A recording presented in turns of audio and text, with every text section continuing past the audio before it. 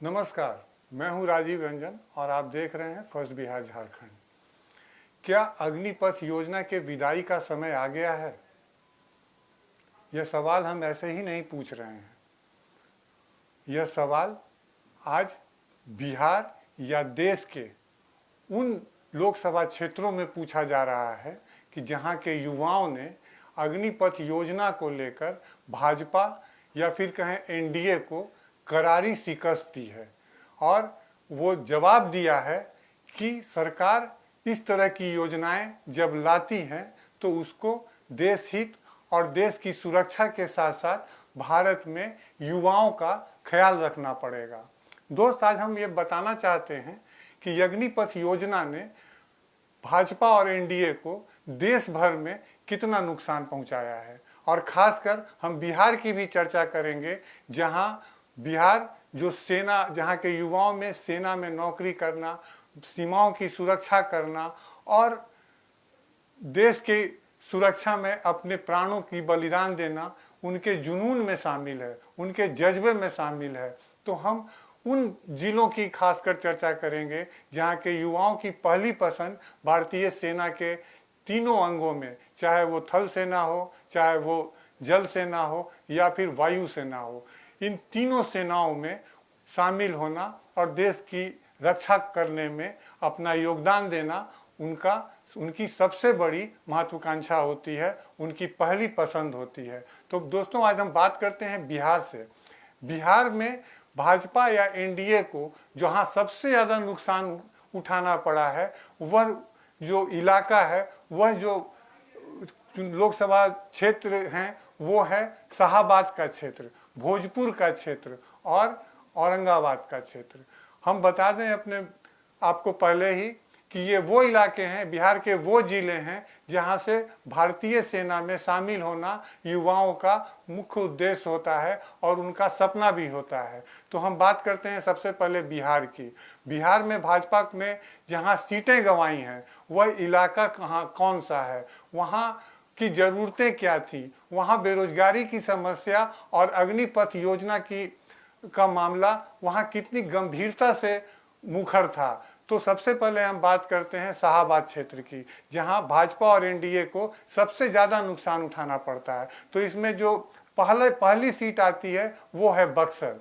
बक्सर में भाजपा उम्मीदवार मिथिलेश तिवारी को हार का सामना करना पड़ा आरजेडी उम्मीदवार सुधाकर सिंह से। उसी तरह जो दूसरी संसदीय क्षेत्र है, लोकसभा क्षेत्र है, वो है आरा लोकसभा क्षेत्र, जहां भाजपा के सबसे कद्दावर नेता या कहें कि नौकरशाही से राजनीति के क्षेत्र में आने वाले आरके सिंह को आरा से करारी शिकस्त का सामना करना पड़ा। उसके बाद हम चर्चा करते हैं काराकाट की। काराकाट ये भी एक शाहाबाद क्षेत्र में आने वाला एक लोकसभा क्षेत्र है। यहाँ भी एनडीए को भारी नुकसान का सामना करना पड़ा और एनडीए के साझा उम्मीदवार उपेंद्र कुशवाहा को करारी शिकस्त का सामना करना पड़ा। फिर हम बात करते हैं रोहतास की, जहां सासाराम संसदीय क्षेत्र की। सासाराम संसदीय क्षेत्र में भी भाजपा को करारी हार का सामना करना पड़ा और वहां शिवेश कुमार को हार की मुंह देखनी पड़ी। और हम फिर बात करते हैं औरंगाबाद की। औरंगाबाद जो भाजपा का गढ़ माना जाता था, जिसको बिहार का चित्तौड़गढ़ भी हम कहते हैं, वहां से सुशील कुमार सिंह भाजपा के उम्मीदवार चुनाव हार गए और उनको राजद के अभय कुशवाहा ने करारी मात दी है। और यह सिर्फ शाहाबाद तक ये सीमित नहीं रहा, भाजपा के उम्मीदवार वहां से भी चुनाव हार गए जहां बिहार रेजिमेंट का मुख्यालय है, यानी दानापुर पाटलिपुत्रा लोकसभा क्षेत्र में आता है। और यहां से पिछले 2 बार से लगातार चुनाव जीत रहे भाजपा के रामकृपाल यादव को लालू प्रसाद यादव की बेटी मीसा भारती से हार का मुंह देखना पड़ता है। तो दोस्तों, ये सिर्फ भाजपा की हार या एनडीए की हार की कहानी सिर्फ बिहार के ही एक खास इलाके से तक सीमित नहीं रही। यह अगर हम देश के मानचित्र पर भी अगर हम अपनी नज़र डालते हैं तो हम देखते हैं कि देश की सेना को जहाँ जो राज्य सबसे ज़्यादा युवा उपलब्ध कराते हैं, जो सीमाओं की रक्षा के लिए, सेना की मजबूती के लिए और भारत माँ की आंचल की लाज के लिए, तो वो जो इलाके हैं, वो जो राज्य हैं, उसमें सबसे पहला नाम आता है राजस्थान का, जहां भाजपा को 1-2 नहीं कुल 11 सीटों के पर हार का सामना करना पड़ा। जबकि राजस्थान में भाजपा का जो स्ट्राइक रेट था 2019 के चुनाव में वो 100% था और सभी की सभी सीटें भाजपा ने तब जीती थी। फिर उसके बाद आता है हरियाणा और पंजाब। हरियाणा, पंजाब और हिमाचल प्रदेश, ये ऐसे 3 राज्य हैं जहां सेना में काम करने वाले युवाओं की, सेना की सेवा करने वाले युवाओं की देश में सबसे ज़्यादा संख्या है और वो संख्या 3,20,000 है। वो वहाँ के लोगों की, वहाँ के युवाओं की जो अभी भी सेना में अपनी सेवाएं दे रहे हैं। और इसके अलावा उन पूर्व सैनिकों की संख्या भी यहाँ अच्छी खासी है, लाखों में है, जिन्होंने अपना पूरा जीवन सेना की सेवा में, भारत माता की सेवा में अपना पूरा जीवन लगाया है। तो राजस्थान में भाजपा को हार का सामना करना पड़ता है, भाजपा को हरियाणा में हार का सामना करना पड़ता है, भाजपा पंजाब में एक भी सीट जीतने में कामयाब नहीं होती है, भाजपा को महाराष्ट्र में 1-2 नहीं कुल 19 सीटों का नुकसान होता है। तो ऐसी स्थिति में अब वो समय आ चुका है कि अग्निपथ योजना पर विचार करे सरकार। और हम देख रहे हैं कि अभी जदयू ने भी, कल जदयू के बड़े नेता हैं केसी त्यागी, उन्होंने भी अपना इरादा स्पष्ट कर दिया है और वो मीडिया के साथ बातचीत में उन्होंने स्पष्ट कर दिया है कि अगर हम सरकार में आते हैं,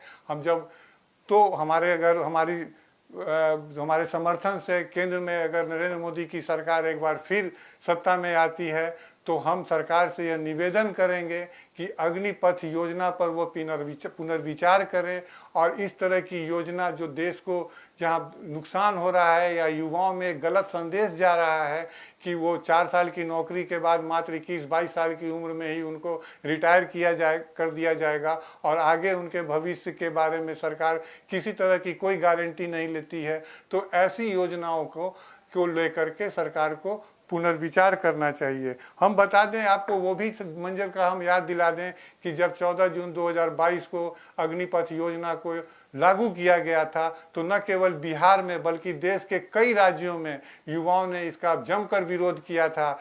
ट्रेनों को रोकी गई थी, ट्रेनों को आग लगा दिया गया था, ट्रेनों को फूंक दिया गया था और इतना ही नहीं, सड़क पर उन्होंने बहुत ही उग्र प्रदर्शन किया था जिसमें कई वाहनों को फूंक दिया गया था और करोड़ों की संपत्ति को राख कर दिया गया था। तो वो आक्रोश, वो गुस्सा, अब उसका हिसाब करने का समय आ गया है और जदयू ने स्पष्ट कर दिया है कि अगर सरकार बनती है, नरेंद्र मोदी को हम समर्थन देते हैं और हमारे समर्थन से सरकार बनती है, तो हमारा पहला उनसे मेरी गुजारिश होगी, हमारा पहला दबाव होगा, हमारी पहली मांग होगी कि वो अग्निपथ योजना को पर पुनर्विचार करें और इसमें जो भी विसंगतियां हैं या युवाओं को इस योजना को लेकर के उनकी जो भी शिकायतें हैं या इस योजना में जितनी भी कमियां हैं उसको या तो दूर कर लिया जाए या फिर इस योजना को विदा कर दिया जाए। और दोस्तों, ये योजना पूरे चुनाव में हावी रहा। राहुल गांधी हो या अखिलेश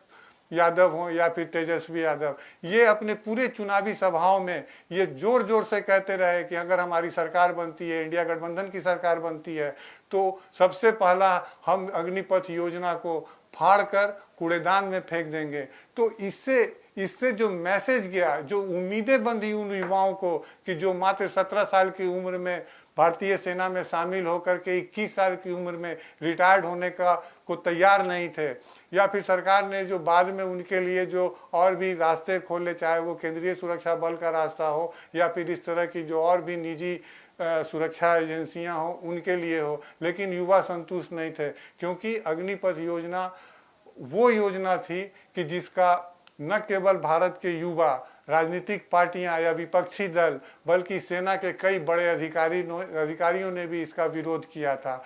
तो क्या अब समय आ गया है अग्निपथ योजना की विदाई का? क्योंकि सरकार चाहे जो भी कहे, पार्टियां अब चाहे जो भी कहें चुनावी नतीजे सामने आने के बाद, लेकिन एक बात तो तय था कि अग्निपथ योजना ये 2024 के लोकसभा चुनाव में सबसे बड़ा मुद्दा बनकर उभरा था। और पक्ष के नेता, सत्ता पक्ष के नेताओं ने तो कभी इस पर कोई बात नहीं की, लेकिन विपक्ष के नेता जहां भी चुनावी सभाओं को संबोधित करने गए वहां उन्होंने अग्निपथ योजना की जरूर चर्चा की और उन्होंने युवाओं से ये वादा किया कि अगर हमारी सरकार बनती है, हम सरकार में आते हैं, तो सबसे पहला काम होगा कि हम अग्निपथ योजना को फाड़कर कूड़ेदान में फेंकें। नीतीश कुमार भी, बिहार के मुख्यमंत्री नीतीश कुमार भी अग्निपथ योजना को लेकर कोई बहुत खुश नहीं थे।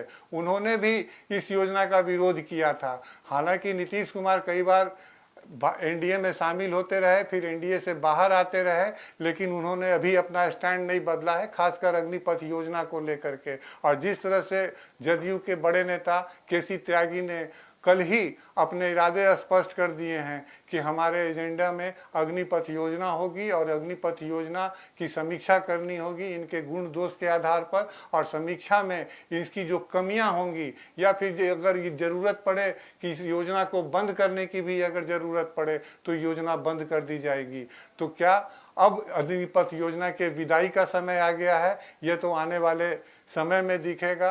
अभी प्रधानमंत्री नरेंद्र मोदी का तीसरी बार शपथ ग्रहण समारोह का इंतजार कीजिए, और जब प्रधानमंत्री का शपथ ग्रहण होगा तो हमको लगता है कि एनडीए गठबंधन में शामिल न केवल जदयू बल्कि चंद्रबाबू नायडू की टीडीपी या फिर कहें बिहार से लोजपा रामविलास के प्रमुख चिराग पासवान, वो भी इस अग्निपथ योजना को लेकर के गंभीर चर्चा करेंगे और उस चर्चा का परिणाम भी बहुत जल्द ही सामने आएगा। आप इसी तरह देखते रहिए फर्स्ट बिहार झारखंड। हम अगली बार फिर आपके सामने उपस्थित होंगे कुछ नए मुद्दों को लेकर। धन्यवाद। 26 वर्षों में 17,000 से अधिक डॉक्टर बना चुका बिहार एवं झारखंड के छात्रों एवं अभिभावकों के बीच सर्वाधिक विश्वसनीय एवं लोकप्रिय संस्थान गोल, नेशंस लीडिंग इंस्टीट्यूट। हमारा विश्वास गोल के साथ।